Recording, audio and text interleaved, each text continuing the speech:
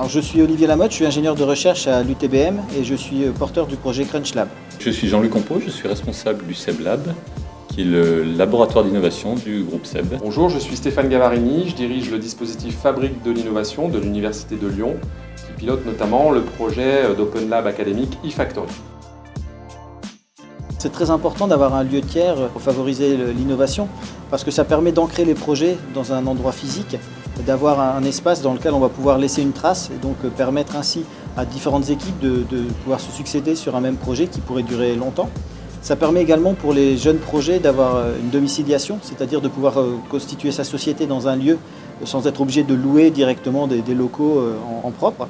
Et puis ça permet également d'avoir un lieu de rencontre, un lieu d'échange dans lequel on va pouvoir trouver des compétences complémentaires et pouvoir faire avancer et favoriser l'avancée de son projet.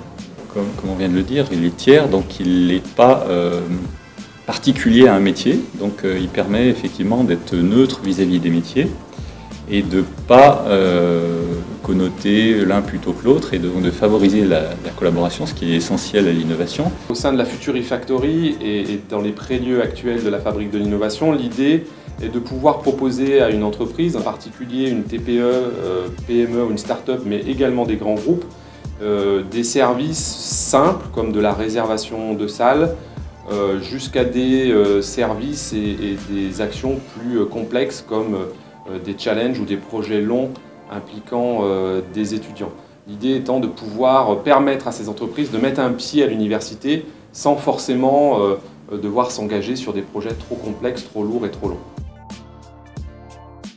L'aspect communautaire qu'on trouve dans un lab d'innovation et mode de fonctionnement peut-être un peu auto-organisé, quelque chose d'aussi important que le lieu, même voire plus, parce qu'on ne peut pas imaginer un lieu qui existerait tout seul et dans lequel on viendrait essayer de greffer une activité communautaire ou pas. Il est essentiel de créer la communauté et d'apporter le lieu ensuite. En fait, la communauté peut exister sans le lieu, mais le lieu n'existera pas sans communauté. Donc ça passe pour nous dans la phase amont avant la livraison par une co-construction des futurs usages dans le lieu avec les habitants pérennes du lieu. Donc on va créer des groupes de travail et des comités pour essayer d'identifier les besoins des uns et des autres et adapter ce lieu à ces besoins.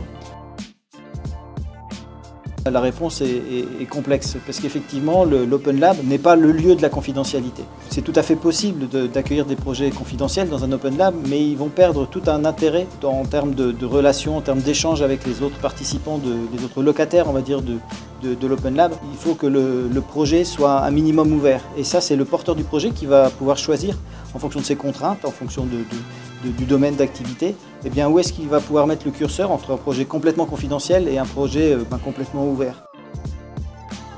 Moi je pense que non, tout simplement parce que bien souvent les questions qui sont posées par les entreprises à l'université au sens large sont des questions qui ne font pas forcément appel à la recherche, en tout cas pas directement. Parfois, en fait, c'est simplement une méconnaissance d'un domaine d'activité qu'a l'entreprise et c'est plus un problème d'ingénierie qu'un problème vraiment de chercheur. Donc l'intérêt, c'est plus de passer dans un lieu de décompression, en fait, un premier sas qui permet d'évaluer si c'est vraiment un problème scientifique ou si c'est simplement un problème d'ingénierie et puis de pouvoir mettre les moyens en face. Alors, pour nous, côté SEB Lab, il y a effectivement un vrai besoin sur tout ce qui est cognitif, comportemental, il y a un vrai besoin d'appui académique. Donc là, on peut se dire qu'il y a des collaborations possibles. Et puis, il y a un autre flux qui est important sur l'innovation, qui est plus là du côté du produit du SEB Lab. C'est l'apport d'idées qui peut être amené par des voies académiques via les étudiants. Donc, les étudiants sont vraiment des entités, des apporteurs très intéressants de solutions et de visions nouvelles qui vont souvent au-delà de ce que peuvent proposer les collaborateurs classiques de l'entreprise. L'important, à mon sens, c'est ce que va pouvoir trouver l'entreprise et qui est un facteur de différenciation de la fabrique de l'innovation, c'est la pluridisciplinarité, c'est-à-dire typiquement le recours soit à de l'expertise technique ou de l'expertise scientifique ou à des profils d'étudiants extrêmement variés puisqu'on est capable de mobiliser des étudiants sur le périmètre de l'Université de Lyon, c'est-à-dire de plusieurs disciplines, plusieurs établissements sur Lyon et Saint-Étienne.